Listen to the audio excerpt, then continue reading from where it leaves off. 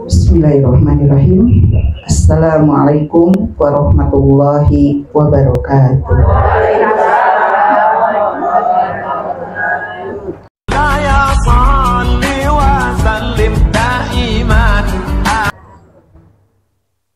Bismillahirrahmanirrahim. Wassalatu wassalamu ala rasulillah wa ala alihi wa ashabihi wa mawala. Asyhadu an la ilaha illallah wahdahu la syarikalah wa asyhadu anna Muhammadan abduhu wa rasuluh la nabiyya ba'dah. Rabbi shrahli sadri wa yassirli amri wahlul 'uqdatam min lisani yafqahu qawli. Amma ba'du. Alhamdulillah, ibu-ibu rahimakumullah, di pagi hari ini, pagi hari yang cerah, alhamdulillah Allah masih memberikan kesempatan kepada kita semua untuk bisa melaksanakan salah satu kewajiban kita, yaitu menuntut ilmu. Mudah-mudahan gerak langkah pengorbanan ibu-ibu hadir di majelis ini menjadi amal soleh yang akan memperberat kebaikan kita nanti di yaumil akhir. Amin ya rabbal alamin. Salawat dan salam senantiasa kita curahkan kepada junjungan kita, qudwah kita, uswah hasanah kita, yaitu baginda Rasulullah Sallallahu Alaihi Wasallam, juga kepada keluarga, sahabat, dan pengikutnya yang senantiasa istiqomah menjalankan risalahnya hingga yaumil akhir. Amin ya rabbal alamin.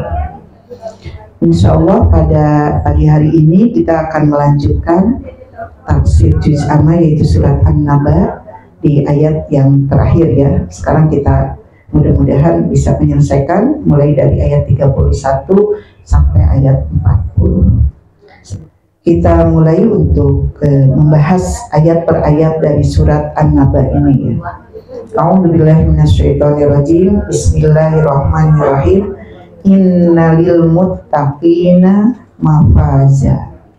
Inna sesungguhnya lil muttaqina bagi orang-orang yang bertakwa, mafaza dia mendapatkan kemenangan. Jadi di ayat ini menjelaskan tentang bahwa kalau sebelumnya ya, kita di sebelum pembahasan ayat 31 itu kemarin ya, di ayat yang sebelumnya Allah Subhanahu wa Ta'ala sudah menyebutkan berbagai macam keadaan gitu ya, orang-orang yang menjadi penghuni neraka gitu ya, yang Allah katakan adalah orang-orang yang celaka. Nah kemudian di ayat ini Allah menyebutkan adalah orang-orang yang mendapatkan keberuntungan gitu ya. Dan juga di dalam kitab tafsir Ibnu Katsir dikatakan mafaza di sini adalah orang-orang yang mendapatkan kebahagiaan gitu. Kebahagiaan yang seperti apa gitu ya, yaitu orang-orang yang bertakwa itu adalah orang yang mendapatkan berbagai macam kenikmatan dan kemuliaan. Kenikmatan dan kemuliaan yang disebutkan mafaza, bahasanya terus menerus, nggak pernah berhenti kenikmatannya. Jadi itu dari kata mafaza. Jadi mafaza itu orang-orang yang mendapatkan keberuntungan. Nah, siapa yang disebutkan yang mendapatkan keberuntungan itu? Adalah al-muttaqin gitu ya, itu adalah orang-orang yang bertakwa. Jadi innalil muttaqina, sesungguhnya bagi orang-orang yang bertakwa, mafaza akan mendapatkan keberuntungan berupa kenikmatan, kemuliaan, kebahagiaan yang itu terus menerus tidak akan pernah berhenti. Nah juga sebelum saya melanjutkan di ayat selanjutnya, kita akan membahas dulu apa itu makna takwa gitu ya, siapa orang-orang yang bertakwa itu. Kalau dilihat dari sisi makna bahasa, takwa itu asalnya dari wikoyah. Wikoyah itu artinya apa? Hati-hati. Jadi sampai disebutkan oleh sebagian mufassirin, hati-hati engkau berjalan. Jadi wikoyah itu berjalan di jalanan yang penuh dengan duri. Jadi bayangkan ibu-ibu kalau ketika berjalan di situ banyak duri, banyak pecahan beling misalnya ya, dan banyak kotoran. Kira-kira ibu-ibu jalannya bakal hati-hati atau asal diinjek aja? Hati-hati. Nah, jadi orang yang bertakwa itu adalah orang yang senantiasa hati-hati. Hati-hati dari apa? Menjaga kepada ketaatan kepada Allah dan Rasulnya. Jadi senantiasa memperhatikan bahwa apakah yang dia kerjakan itu adalah perintah atau justru larangan Allah. Nah, itu karena hati-hati. Nah, itu orang yang bertakwa. Kemudian juga yang sangat jelas, Sayyidina Ali karramallahu wajhah sudah menyampaikan ketika beliau menjelaskan tentang takwa itu, ada 4 hal gitu ya dikategorikan orang yang bertakwa itu. Yaitu yang pertama, al-khauf minal jalil. Apa al-khauf minal jalil? Al-khauf minal jalil itu adalah orang yang takut kepada al-jalil. Siapa al-jalil itu? Yaitu Allah Subhanahu wa ta'ala. Jadi tidak ada yang ditakuti kecuali hanya Allah. Allah Jalla Jalaluh gitu ya. Allah yang Maha Agung gitu ya. Jadi itu ciri yang pertama orang yang bertakwa itu. Jadi tidak ada yang ditakuti kecuali ketakutannya hanya kepada Allah Subhanahu wa ta'ala. Jadi al-khauf minal jalil. Kemudian yang kedua, ciri orang yang bertakwa itu adalah wal amalu bitanzil. Wal amalu, amal, dia beraktivitas, dia berbuat, dia melakukan sebuah perbuatan bitanzil sesuai dengan apa yang sudah diturunkan oleh Allah dan Rasulnya. Maksudnya apa? Sesuai dengan Al-Quran dan As-Sunnah. Jadi ketika dia melakukan sebuah perbuatan, sebuah amal gitu ya, dia akan senantiasa memperhatikan apa yang sudah ada di dalam Al-Quran dan As-Sunnah. Jadi nggak pernah perbuatannya itu keluar dari itu. Sehingga kalau dia mau melakukan itu, apakah di Al-Quran dituntunkan atau tidak gitu ya, baik di dalam Al-Quran maupun di dalam As-Sunnah. Jadi setiap perbuatannya itu, pedomannya itu adalah Al-Quran gitu dan As-Sunnah gitu ya. Itu dalam hal dia beramal. Jadi wal amalu bitanzil. Nah, itu ciri-ciri orang yang bertakwa. Jadi nggak bakalan nyari ke tempat lain atau ke buku yang lain atau kepada aturan manusia atau kepada aturan-aturan yang dikeluarkan oleh hawa nafsu gitu ya. Nggak akan mengikuti hawa nafsunya, mengikuti atas keinginan-keinginannya, kecuali ada di dalam Al-Quran dan As-Sunnah. Itu orang yang bertakwa. Kemudian yang ketiga adalah orang yang bertakwa itu, kata Sayyidina Ali, ar-ridho bil qalil. Apa ar-ridho bil qalil? Adalah ridho gitu ya. Ridho bil qalil terhadap yang kecil. Gitu. Kalau ibu-ibu ridho terhadap yang besar mah pasti ridho ya, Bu. Ya kan, diberikan kenikmatan, diberikan misalnya harta yang banyak gitu ya, diberikan kesehatan, diberikan anak yang soleh-soleha, itu insya Allah ridho ya kan. Tapi ridho bil qalil itu kan bisa jadi Allah itu menguji tidak hanya berupa kenikmatan, sesuatu yang besar, bisa jadi Allah menguji itu dengan yang sedikit gitu ya. Kekurangan makanan, kekurangan nikmat, diberikan kekurangan sehat, diberikan kekurangan-kekurangan yang sedikit yang dianggap oleh manusia itu adalah al-qalil, itu sesuatu yang tidak mengenakan gitu. Dia ridho gitu.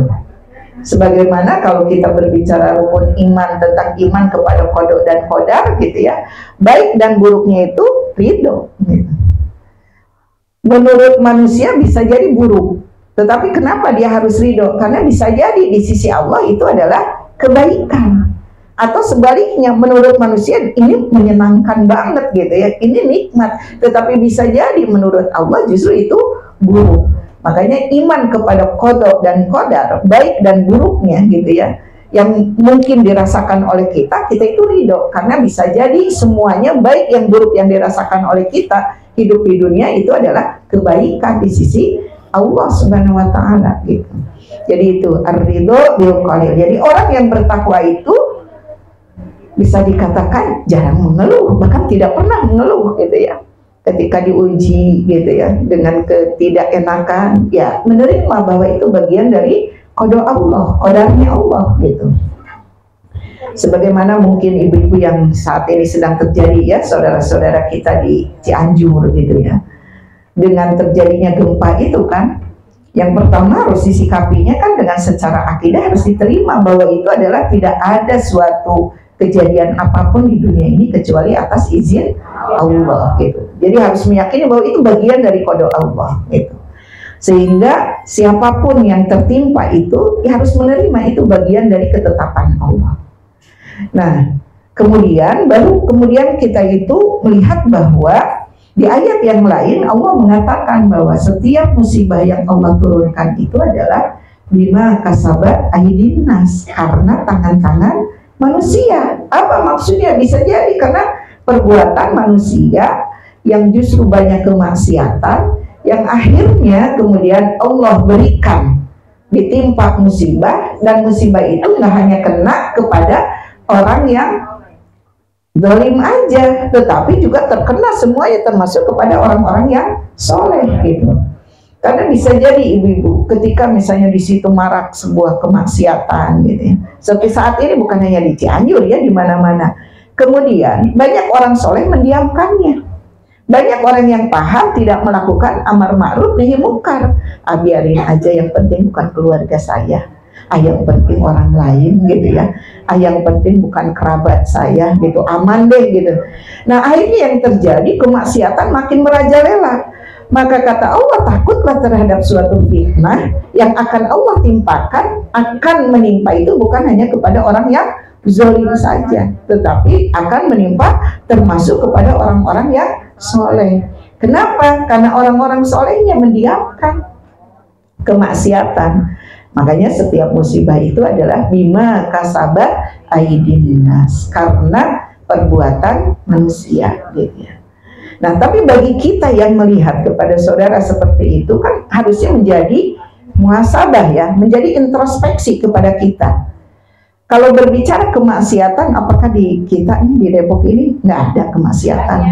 Oh, banyak sama. Kan mungkin ibu-ibu di grup WA share-sharean, pantas gitu ya, oleh Allah dibegitukan karena di situ banyak pemurtadan, banyak LGBT gitu ya, kemudian pergaulan bebas dan lain sebagainya gitu ya. Emang di sini nggak ada? Ada banyak bahkan gitu ya. Maka harus menjadi muhasabah buat kita. Allah ya itu, nauzubillah gitu ya, bahwa kalau kemudian kita timpakan belum tentu juga kita sanggup untuk menerimanya. Maka kita mengambil pelajarannya yang mungkin di sana sanggup, di sini nah nauzubillah, kalau kemudian kita tidak melakukan perubahan, kita tidak melakukan amar ma'ruf nahi mungkar gitu ya, ketika ada kemungkaran itu biarin aja dah, bukan saya ini gitu ya. Kemudian kita diem aja, diibaratkan kan seperti setan bisu katanya gitu ya. Kalau orang mengerti kemudian tidak melakukan perubahan gitu ya, tidak, bahkan di dalam hati pun tidak benci terhadap perbuatan maksiat itu, maka diibaratkan seperti setan bisu gitu ya. Jadi nggak bisa melakukan apa-apa. Nah, suatu saat Allah timpakan seperti yang terjadi kepada saudara kita gitu ya, itu bisa saja kan bagi Allah mudah banget gitu kan. Itu pun ketika kejadian kemarin nggak lama kan, berapa menit gitu ya, walaupun kemudian terus disusul gitu ya dengan berbagai macam goncangan gitu ya, nggak hanya sekali, tapi ya itu nggak lama itu membuat ambruk gitu ya, rumah-rumah, jalan gitu, jembatan gitu, mudah bagi Allah gitu. Kemudian muncul lagi kan analisa-analisa, karena di sana itu di bawahnya lempengan-lempengan batu gitu ya, jadi wajar kalau terjadi itu. Jangan lupa itu semua buatan Allah.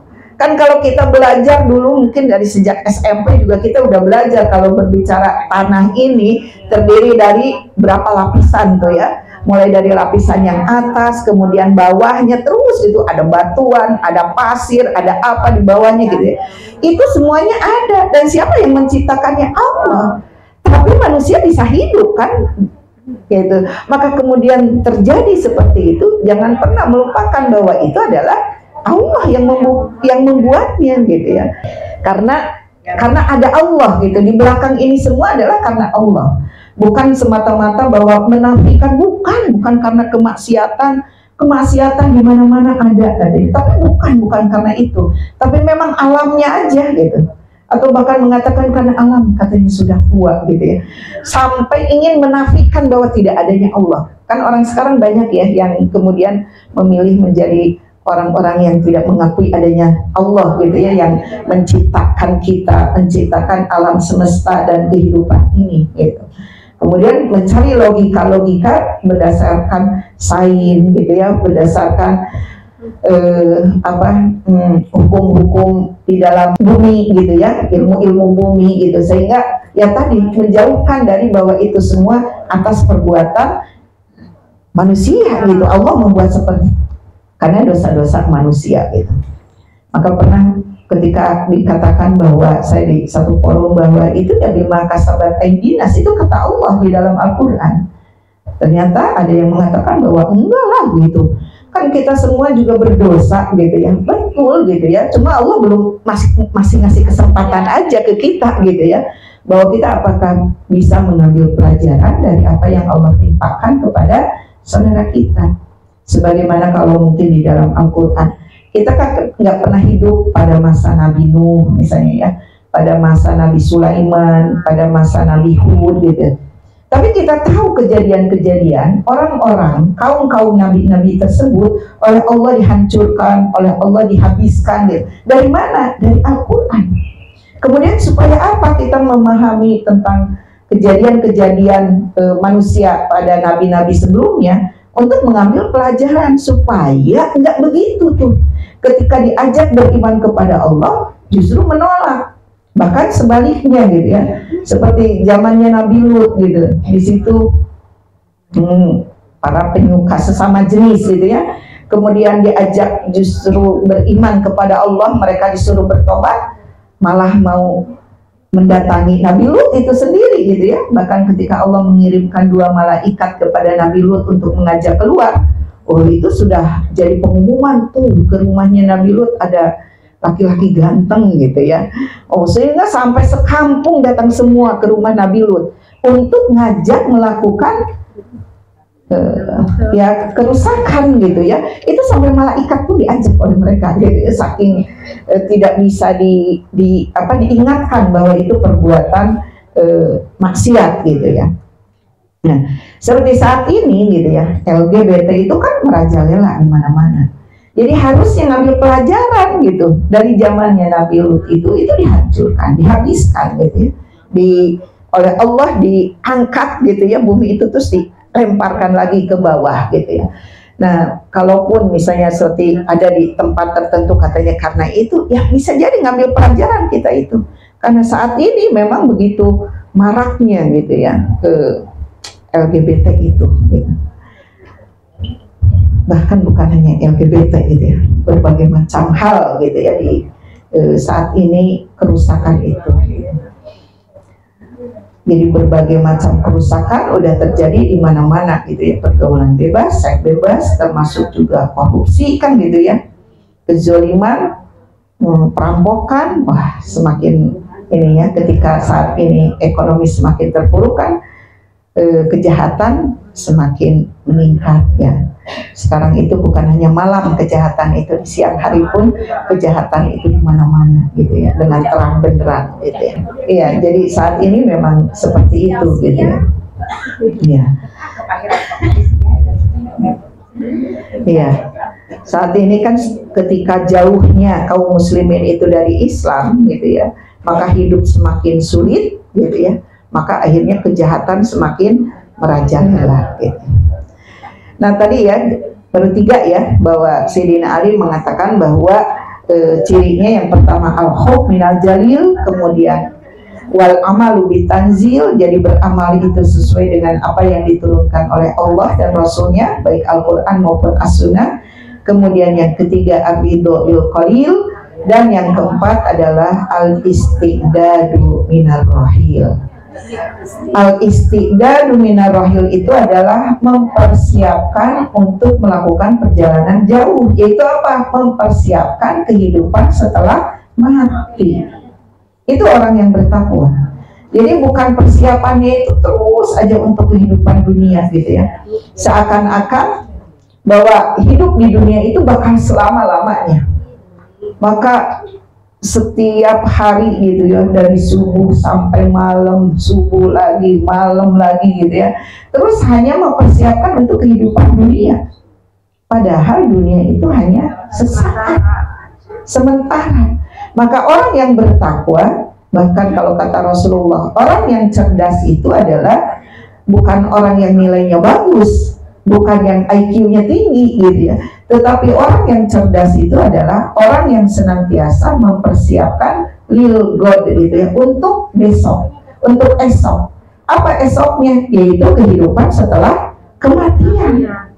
Kenapa? Karena akan dimintai pertanggungjawaban. Maka yang dikumpul-kumpulin gitu ya, yang terus diusahakan itu adalah amal soleh. Itu jadi al-istiqdadu, jadi mempersiapkan minar rohil, itu melakukan perjalanan jauh. Kayak ibu-ibu kan, mungkin saya sering mencontohkan, mau pergi dikit aja, ada persiapan ya Bu? Iya. Ibu mau pulang kampung, persiapannya itu, iya kan, mulai pakaiannya, makanannya, kendaraannya, gitu ya. Kalau yang naik kereta, tiketnya, gitu ya, naik bis juga gitu, pesen dulu, itu penuh dengan persiapan. Nanti di sananya mau ngapain, berapa hari, nanti pulangnya udah dipikirin, belum pergi juga udah mikirin pulang, ya nggak Bu? Pulangnya bagaimana, nanti kalau udah itu di al-istiqdadu, istiqdad itu persiapan gitu ya, mempersiapkan minar rohil gitu, mempersiapkan untuk melakukan perjalanan jauh. Jadi yang jauh itu nanti di dunia itu ada batasnya. Batas kita itu ya ada yang begitu lahir sudah pulang lagi gitu ya. Ada yang 10, 20, 30, 40 tahun, 50 tahun, 60 tahun gitu ya, 70 tahun. Berarti ada batasnya. Tetapi kehidupan nanti di akhirat itu nggak ada batasnya tuh, selama-lamanya. Maka kalau kita tidak ada persiapan, kalau tadi mau pergi 3 hari aja persiapannya berapa lama tuh? Padahal cuma 3 hari. Pergi seminggu, tambah lagi, banyak lagi persiapannya. Pergi sebulan, tambah banyak lagi. Ibu udah bolak-balik itu koper, pakai ini, kepenuhan. Ini pokoknya persiapannya luar biasa. Bekalnya apa dan lain sebagainya, itu dipikirkan, dipersiapkan. Padahal cuma seminggu, padahal cuma sebulan, dan itu bakal kembali lagi ke rumah. Dan masih di dunia gitu ya.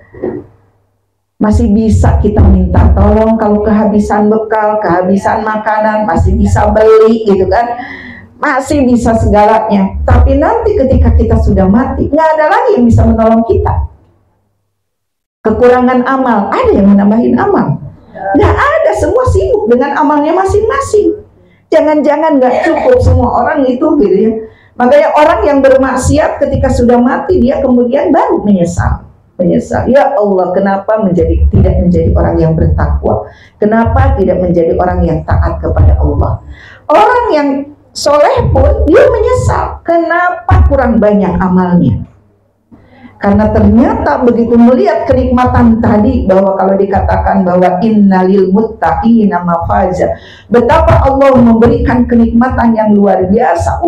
Coba kalau banyak lagi amalnya, berarti lebih dari ini. Gitu.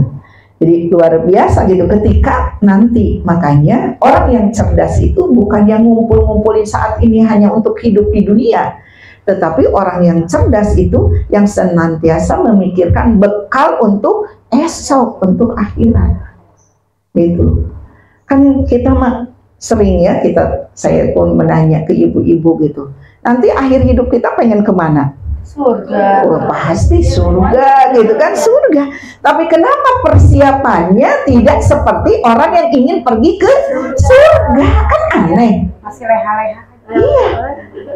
Itu kayak ibu mau pergi ke tempat tertentu, misalnya tempatnya itu dingin. Ibu mempersiapkan bawa jaket, bawa sweater, pokoknya bawa baju-baju yang bakal menghilangkan dingin. Kan gitu. Ini ibu, kita semua gitu ya, menginginkan ke surga, tapi kenapa amalnya kayak amal orang neraka gitu kan? tapi pengennya ke surga gitu. Jadi sebenarnya dikatakan, saya sering bilang bahwa mau surga mau neraka sebenarnya bisa diperkirakan saat ini ketika kita hidup di dunia. Kalau ada istilah gimana entar aja, kayak main apa ya, taruhan gitu ya, gambling gimana entar aja, nggak bisa gitu. Karena apa? Allah sudah mengirimkan pedomannya. Allah bahkan bukan hanya Al-Quran ya, Rasulnya pun sudah Allah turunkan untuk ngajarin kita gimana caranya hidup di dunia hasanah, wafil akhirati hasanah.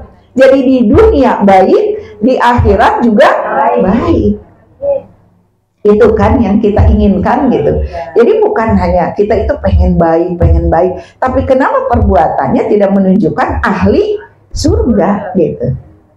Jadi kayak yang ngedoa tapi tidak pernah beramal gitu ya. Yang saya pernah contohkan itu, mau ke Bandung naik bis MGI, ongkosnya 80.000, bis MGI-nya lewat, nggak naik-naik kita. Mau ke Bandung, ongkosnya 80.000, naik MGI dari terminal Jati Jajar.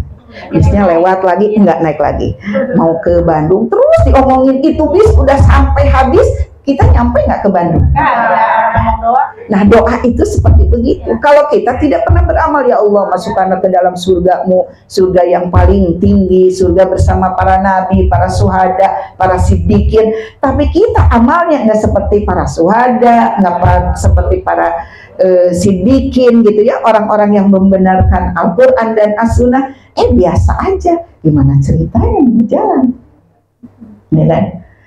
Ibu datang ke stasiun, kata ibu mau pergi ke Surabaya. Udah datang ke stasiun, mau berarti kalau ke Surabaya naik kereta apa gitu, ibu udah tahu, tapi nggak pernah beli tiket.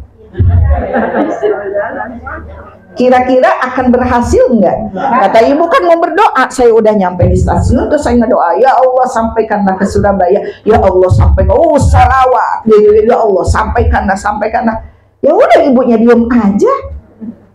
Kan Bu nggak ada uangnya buat beli tiket, yang minimal berarti ada upaya kan, gimana teh? Misalnya bisa aja datang ke kantor petugas KAI-nya gitu ya, Pak saya pengen ke Surabaya ada kepentingan tapi nggak punya uang buat beli tiket, kasih dong gitu ya. Kan berarti ada upaya tuh. Selain kita minta kepada Allah, itu ada upaya yang kita lakukan untuk sampai tercapainya tujuan itu. Kalau ini cuma begini aja, paling dianggap setiap orang yang lewat gitu, di tengah stasiun gitu ya, begitu nggak nyampe gitu. Jadi harus ada yang kita lakukan. Nah begitu juga apalagi nanti melakukan minar rohil tadi ya, kita akan melakukan perjalanan yang jauh, kemudian kita nggak pernah melakukan upaya apapun gitu. Jadi ibu mau melakukan perjalanan, terus kata ibu, bekal makan nggak Bu? Gimana entar aja. Uangnya bekal, kalau nggak bekal makanan berarti uangnya bekal nggak buat beli di jalan? Gimana entar aja. Kira-kira itu bakal bagaimana? Iya, begitulah gitu ya. Jadi kalau tanpa persiapannya begitu, itu masih di dunia, yang kita itu masih bisa tadi minta tolong. Nanti di akhirat udah nggak ada yang bisa nolongin kita. Masing-masing kita itu sibuk dengan mempertanggungjawabkan amal kita. Kan ada suami, kata suami, Bu maaf, amal saya juga nggak cukup. Kan ada anak, kata anaknya, iya saya juga belum tentu nih selamat. Semua akan dimintai pertanggungjawaban itu ya satu-satu. Gitu ya. Itu jadi kata Sayyidina Ali, ciri orang yang bertakwa itu seperti ini. Maka tinggal kita itu mengevaluasi diri kita semua gitu ya, bahwa apakah kita termasuk orang yang bertakwa tadi dengan diantaranya 4 ciri orang yang bertakwa. Yang pertama, al-khauf minal jalil, yang ditakuti di dunia ini nggak ada lagi kecuali Allah. Sehingga apapun yang membuat rayuan manusia gitu ya, ketika membuat itu adalah perbuatan yang durhaka kepada Allah, nggak akan diikuti. Karena apa? Yang ditakutinya hanya Allah. Kemudian yang kedua, wal amalu bitanzil, beramal atau melakukan perbuatan sesuai dengan Al-Quran dan As-Sunnah. Nah, seperti saat ini ibu-ibu belajar di taklim itu bukan dalam rangka gaya-gayaan ya, supaya kalau mau kemana, gaya dong mau ke majlis taklim. tapi dalam rangka tadi, selain menuntut ilmu yang disebut kemudian bisa jadi ibu mendapatkan ilmu ini. Tetapi kalau niatnya hanya sebatas mendapatkan ilmu, nggak dapat tuh berkahnya ilmu. Kenapa? Hanya sebatas, oh tahu saya, oh ciri orang yang bertakwa itu ada berapa bu? Kayak cerdas cermat gitu. Ada 4, apa aja? 1 ini, 2 ini, 3 ini, 4 ini, tapi nggak pernah melakukan. Berarti nggak dapat tuh berkah ilmunya. Kayak orang sekarang yang nggak pernah sholat, kalau ditanya tahu nggak hukumnya sholat? Tahu. Apa hukumnya sholat? Wajib. Kenapa kamu nggak melakukan? Ya belum dapat hidayah katanya gitu. Gitu. Karena semua orang tahu itu wajib. Tanya lagi misalnya kepada orang yang nggak menutup aurat, tahu nggak hukumnya nutup aurat itu apa? Wajib gitu. Dia kata dia jangan ngasih tahu saya, udah tahu dari dulu juga itu wajib gitu ya. Tapi kemudian kenapa nggak melakukan gitu ya? Ya belum dapat hidayah. Yang penting kan katanya dijilbabi hatinya, katanya begitu ya. Padahal hatinya yang mana ya yang dijilbabi gitu. Nah seperti itulah kalau hanya sebatas ilmu itu hanya sebatas seperti ilmu pengetahuan, hanya sebatas ilmu itu informasi. Maka kita bakal seperti kamus berjalan. Hukum ini apa? Ini. Hukum ini apa? Ini gitu. Oh, pintar jawabannya. 100. Kalau ibu-ibu cerdas cermat mungkin dapat 100. Tapi apakah di dalam kehidupan realitanya gitu ya, dia menjalankan apa yang dia ketahui itu? Berarti baru sebatas ilmu pengetahuan, belum menjadi sebuah pemahaman. Kalau sebuah pemahaman itu kan sudah dikaitkan antara pengetahuan yang sudah masuk ke ibu-ibu, kemudian direalitakan di dalam kehidupan nyata, diamalkan gitu. Itu jadi pemahaman, sehingga apapun yang terjadi karena ini berdasarkan Al-Quran, berdasarkan As-Sunnah harus begini, dia nggak akan tergoyahkan gitu. Itu ya Bu. Jadi tadi yang ketiga ar-ridho bil qalil, gitu ya, ridho rela terhadap sesuatu yang kecil menurut manusia gitu ya. Kemudian yang keempat al-istidadu minar rahil, jadi mempersiapkan untuk melakukan perjalanan jauh, yaitu hari akhir. Nah inilah yang disebutkan innalil muttaqina mafaza. Jadi orang-orang yang bertakwalah nanti yang akan mendapatkan keberuntungan. Jadi kita pun ketika melihat manusia, bukan yang dikatakan orang yang beruntung itu oh orang kaya, beruntung banget ya dia mah hidup di dunianya, mau rumahnya bagus, mobilnya bagus, anaknya banyak misalnya gitu ya, suaminya ganteng gitu ya, anak-anaknya cakep, cantik gitu ya, beruntung banget ya. Nah ternyata yang beruntung itu adalah siapa? Orang-orang yang bertakwa. Jadi kalau patokannya ini, apa yang dikatakan Allah, kita nggak akan silau. Jadi biasa aja menghadapi kehidupan dunia itu. Melihat yang Allah berikan mungkin rizkinya lebih banyak daripada kita, ya sudah, itu bagian dia gitu. Jadi nggak bakalan, kok kita nggak beruntung banget ya gitu. Nah kalau standarnya itu nggak akan pernah kita itu bersyukur hidup di dunia. Karena senantiasa melihat yang beruntung itu yang lebih dari kita dari sisi materi gitu. Tapi kalau ini standarnya bahwa yang beruntung itu orang yang bertakwa, itu akan memotivasi kita semua berlomba-lomba untuk menjadi orang yang bertakwa, untuk menjadi orang yang paling taat gitu ya kepada Allah Subhanahu wa Ta'ala gitu.